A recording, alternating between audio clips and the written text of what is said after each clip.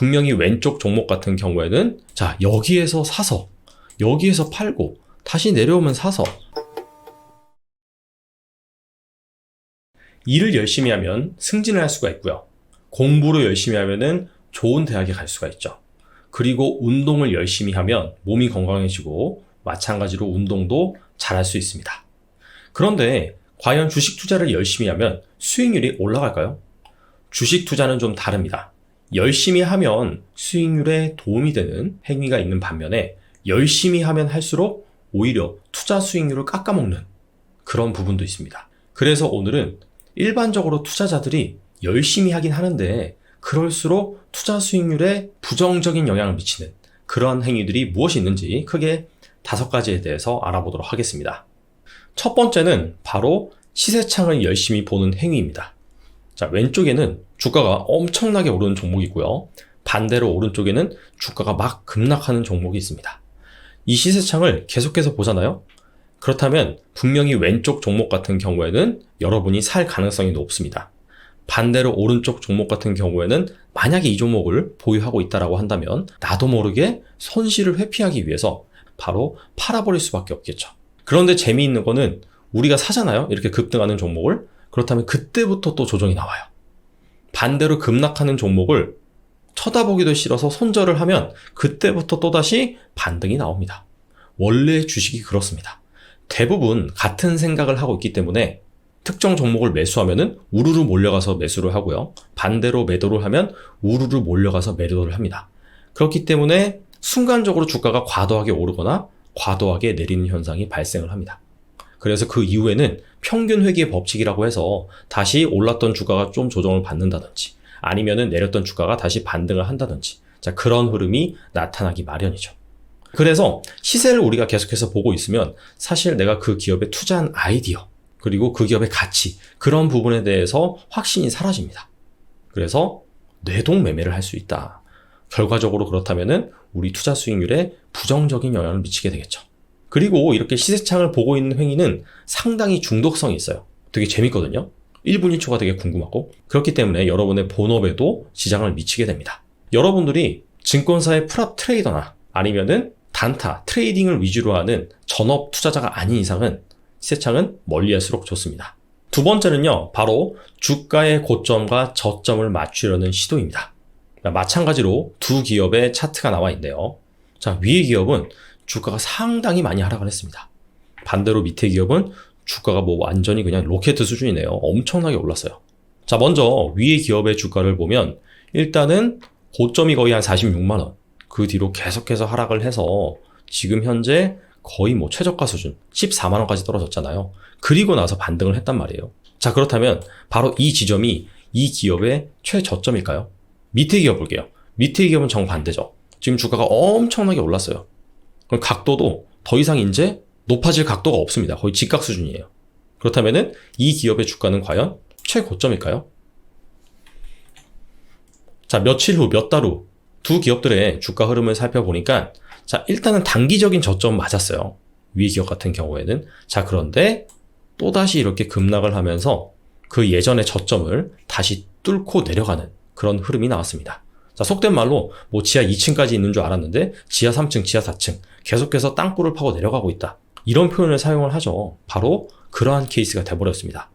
반대로 밑에 종목 같은 경우에는 바로 이때가 우리가 고점이라고 생각을 했죠. 실제로 단기 고점은 맞았습니다. 자, 맞았지만은 그 이후로도 다시 상승을 하면서 계속해서 최고가를 경신을 하는 그런 흐름이 연출이 된 것이죠. 그렇기 때문에 그 주식의 고점과 저점을 정확히 맞추려는 행위, 이런 것들을 계속하면 할수록 오히려 여러분의 투자 수익률에는 부정적인 영향을 미칩니다. 월스트리트에 전설적인 투자자가 있습니다. 바로 존 템플턴이라는 투자자인데요. 템플턴 그로스 펀드를 약 한 50년간 운영을 해서 누적 수익률이 무려 2만%입니다. 같은 기간 S&P 500 지수가 1000% 상승한 것과의 비교를 해서 상당히 양호한 수익률인데요. 존 템플턴이 그런 말을 했습니다. 주가 고점의 10%와 주가 저점의 10% 내외로 예측을 하려고 하지 마라. 양극단의 10%를 제외를 하고 80% 수준에서 투자만 해도 여러분들이 크게 성공할 수 있다. 즉 고점과 저점 예측에 관한 부분은 투자 대가들도 전혀 하지 않았던 그런 부분입니다. 세 번째는요, 경제 전망을 너무나도 열심히 찾아보고 거기에 집착하는 행위입니다. 유튜브에서 뭐 경제 전망, 주가 전망 이런 키워드로 검색을 하면은 정말 수많은 콘텐츠들이 쏟아져 나옵니다. 근데 그럴 만도 한 것이 투자자들이나 저나 가장 궁금한 것이 미래의 경제 전망, 미래의 주식시장 이런 부분입니다. 그렇기 때문에 이와 관련된 콘텐츠가 상당히 많고 저 역시도 뭐 다음 달 주식시장은 어떻게 될까? 그런 식의 전망 관련 콘텐츠를 자주 제작을 하곤 합니다. 자, 그런데 이런 부분들은 여러분들이 맹신을 하는 것이 아니라 투자 참고사항으로 활용하는 게 좋습니다. 정말 그 일이 일어날 것이다. 이렇게 판단하는 것이 아니라 미래에 어떤 시나리오로 전개가 될 수 있으니 거기에 대해서 마음의 준비를 해야 되겠구나. 만약에 그런 일이 일어난다면 내가 어떤 식으로 대응을 해야겠구나. 그 대응을 위한 참고사항으로 활용하는 것이 좋습니다. 위대한 펀드 매니저죠. 역사상 월가에서 가장 유명한 펀드 매니저인데 바로 피터 린치입니다. 마젤란 펀드를 운용을 해서 연평균 30%의 수익률을 낸 투자자입니다. 이 피터 린치 같은 경우에는 1년에 자기는 단 15분만 경제 전망에 대해서 생각한다. 이렇게 밝혔습니다.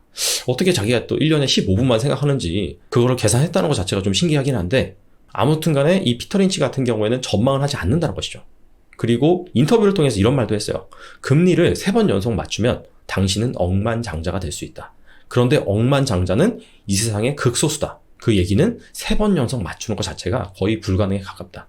그래서 성공한 투자 대가들의 공통적인 부분은 무엇이냐면 경제를 전망하지 않고 이 지수를 전망하지 않고 그 시간에 우량한 주식, 앞으로도 계속해서 성장을 할 수 있는 그런 가능성이 있는 주식을 찾는데 훨씬 더 집중을 했다는 것이죠.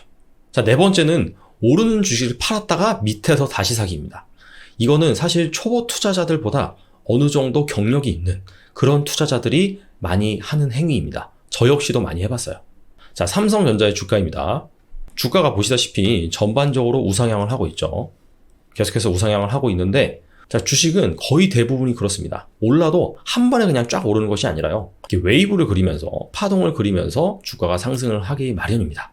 자, 그렇기 때문에 여기에서 조금만 머리를 굴려보면 야, 그냥 계속해서 보유하는 것보다 자, 여기에서 사서 여기에서 팔고 다시 내려오면 사서 다시 위에서 팔고 이렇게 어차피 20일 이평선 가지고 계속해서 추세가 형성이 되니까 이런 식으로 트레이딩을 하면 그냥 가지고 있는 것보다 훨씬 더 많은 수익을 낼 수 있지 않을까 그렇게 생각을 한다는 거죠. 자, 그래서 이렇게 오르는 추세에 있는 주식을 샀다 팔았다 샀다 팔았다 이런 식으로 반복을 하기 마련입니다. 자, 그래서 2번은 성공을 했어요. 가령 이렇게 2번은 성공을 했는데 마지막에 자, 이때도 사가지고 단기간에 지금 얼만큼 올랐냐면은 무려 10%가 넘게 올랐어요. 자, 그래서 이쯤에서 한번 조정이 나오겠거니 하고 팔았어요. 그런데 그 다음에 주가가 어떻게 됐냐? 자, 이때 팔았죠. 이때 팔았는데 보시다시피 이렇게 주가가 상단을 뚫어버리면서 아예 새로운 그런 구간에 진입을 하게 됩니다. 자, 그렇게 된다면 이 투자자 같은 경우에는 결과적으로는 닭 쫓던 개가 지붕을 쳐다보는 그런 격이 됐죠. 만약에 삼성전자 주가가 64,400원 여기에서 그치지 않고 뭐 7만원, 8만원 계속해서 올라간다라고 한다면 그 투자자는 사실 그 부분에 대한 기회 손실을 입은 거랑 마찬가지입니다. 왜냐하면은 이렇게 리레이팅을 받아서 주가가 훅 올라갔잖아요.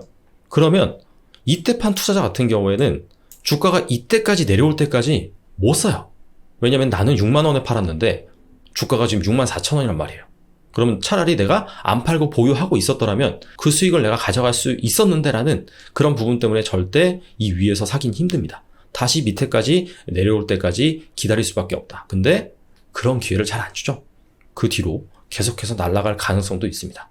그렇기 때문에 이렇게 오르는 주식을 팔았다가 밑에서 다시 사는 행위 이런 것들은 몇 번은 통할 수 있을지언정 어느 순간에는 안 통할 가능성이 높습니다. 마지막으로는요, 매일매일 무언가 사고 파는 행위입니다. 자, 이 차트는 코스피 지수의 월봉 차트입니다. 즉 월별로 얼만큼 올랐는지 얼만큼 하락을 했는지 그 부분을 보여주는 직관적인 차트라고 볼 수가 있는데요. 이렇게 대세적으로 상승하는 구간 이런 구간을 제외하고는 전반적으로 하락과 상승을 반복하는 그런 패턴이 나타납니다. 그래서 여러분들이 투자를 해서 수익을 벌어가는 부분은 크게 두 가지가 있거든요. 첫 번째는 여러분들이 잘해서입니다. 여러분들이 종목 선정을 잘하고 투자 타이밍을 잘 잡아서 그렇게 버는 부분이 있고요. 두 번째는 시장이 벌어다주는 그 부분입니다. 이런 거를 말하는 거죠. 이렇게 대세 상승장. 이럴 때는 사실 정말 이상한 주식을 보유하지 않는 이상은 대부분 계속해서 수익이 날 수밖에 없습니다.